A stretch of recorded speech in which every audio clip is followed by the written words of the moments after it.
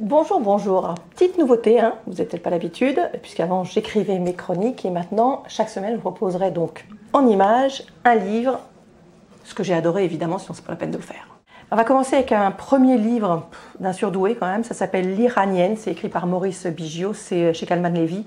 C'est un médecin qui a écrit ce bouquin, qui est en même temps observateur du Moyen-Orient, et on comprend quand on voit ce livre qui est d'une richesse culturelle, politique, médicale aussi, enfin c'est vraiment incroyable. Donc ça se passe en Iran, et c'est l'histoire d'une femme, portrait de femme absolument incroyable, une femme qui est une avocate extrêmement courageuse, mariée à un dignitaire, puisque c'est lui qui représente le programme nucléaire iranien, et qui est courageuse parce qu'elle défend les causes indéfendables, les filles abusées, les homosexuels, les poètes contestataires.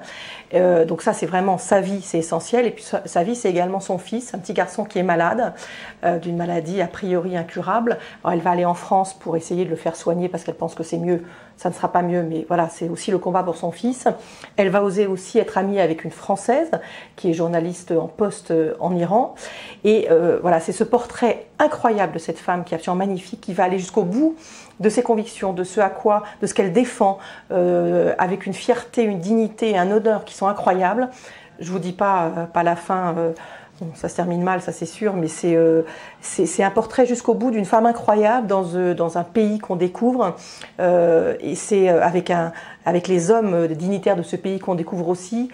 C'est voilà, ça noue les tripes, c'est intéressant, on sort de là enrichi, pas très à l'aise, mais c'est vraiment passionnant et c'est très bien écrit. Je vous le conseille.